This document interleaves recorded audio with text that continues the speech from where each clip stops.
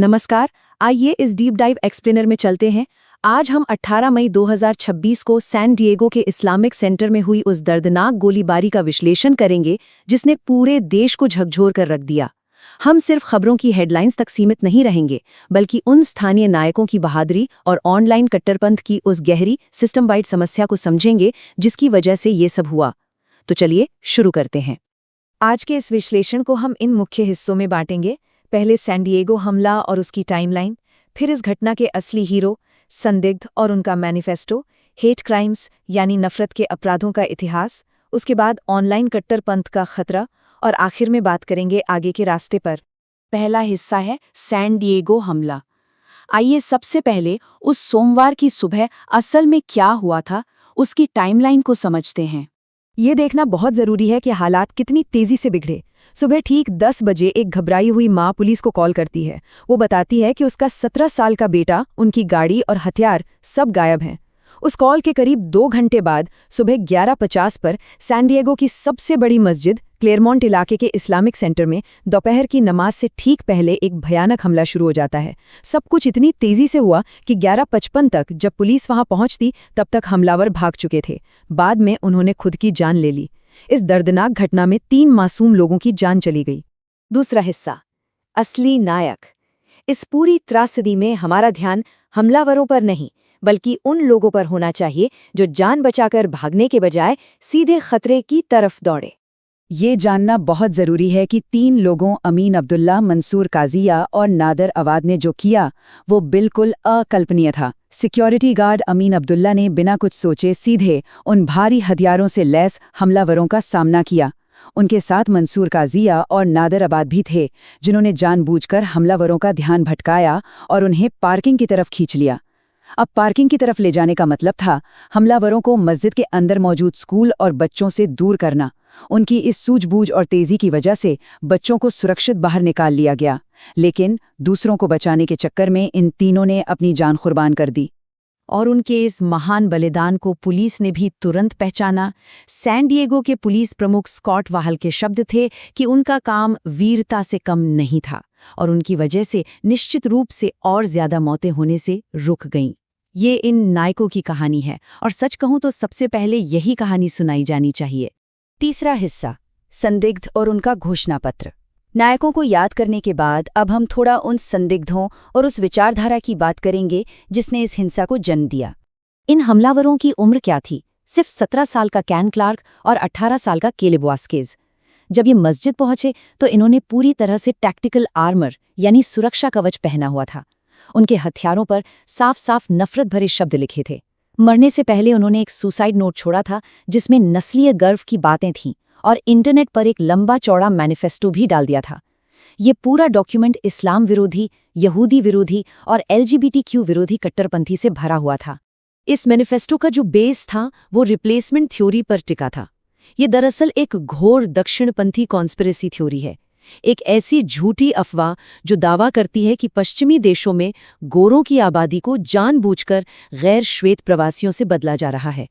Research बताती है कि ये थ्योरी आजकल ऑनलाइन कट्टरपंथ का एक बहुत ही ताकतवर हथियार बन चुकी है, जो भटके हुए युवाओं को सीधे हिंसा के लिए उकसाती है। चौथा हिस्सा, नफरत के अपराधों का इतिहास। इस समस्या की गहराई समझने के लिए हमें सैन डिएगो के इस इलाके में पहले हुए हेट क्राइम्स के इतिहास को देखना होगा, क्योंकि ये खतरा कोई नया नहीं है। ये बार बार सामने आता रहा है। 2026 का ये मस्जिद हमला और 2019 में हुए पॉवे सिनेगॉग हमले के बीच एक बहुत ही डायरेक्ट और परेशान करने वाला कनेक्शन है। देखिए इतिहास कैसे खुद को दोहराता है। अप्रैल 2019 में जॉन अर्नेस्ट नाम के एक 19 साल के लड़के ने पॉवे के एक सिनेगॉग में गोलीबारी की थी। उसमें लॉरी गिलबर्ट के की जान चली गई और 3 लोग घायल हुए। अर्नेस्ट ने भी बिल्कुल उसी फॉर्मेट में एक मैनिफेस्टो एड चैन पे डाला था जो इसी रिप्लेसमेंट थ्योरी से प्रेरित था।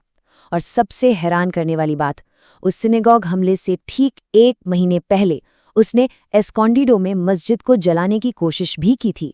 पैटर्न बिल्कुल साफ दिख रहा है। 5वां हिस्सा, ऑनलाइन कट्टरपंथ का खतरा। चलिए देखते हैं कि आखिर ये किशोर इस हद तक कैसे पहुंच जाते हैं। ये सिर्फ एक स्थानीय घटना नहीं है, ये ऑनलाइन कट्टरपंथ की एक ग्लोबल प्रॉब्लम है। जॉर्ज वॉशिंगटन यूनिवर्सिटी की एक्सट्रीमिज्म पर एक डिटेल्ड रिपोर्ट आई है। उसके मुताबिक आजकल जो ये ऑनलाइन मैनिफेस्टो लिखे जाते हैं ना, इनकी जड़ें दशकों पुराने श्वेत वर्चस्ववादी साहित्य से जुड़ी हैं। ये विचारधारा अचानक हवा से नहीं आई है। ये रेस सुसाइड जैसी पुरानी बातों से शुरू होके मॉडर्न टाइम में रेनॉल्ड कामू द्वारा गढ़े गए द ग्रेट रिप्लेसमेंट शब्द तक पहुंची है। यहाँ सबसे मेन पॉइंट ये समझना है कि ये विचारधारा आखिर फैलती कैसे है। ये मैनिफेस्टो असल में एक डबल मकसद पूरा करते हैं। पहला, ये अपनी नफरत दुनिया को दिखाते हैं, लेकिन दूसरा और सबसे खतरनाक काम, ये एक ब्लूप्रिंट या नक्शा बन जाते हैं। इन्हें इस तरह डिजाइन किया जाता है कि इंटरनेट पर इनकी चर्चा हो और सोशल मीडिया पर अकेलेपन के शिकार बाकी कमजोर युवा भी इन्हीं की तरह कॉपीकैट हमले करने के लिए प्रेरित हो। एक ऐसा खतरनाक चक्र जिसे डिजिटल दुनिया ने और तेज कर दिया है। छठा और आखिरी हिस्सा, आगे का रास्ता।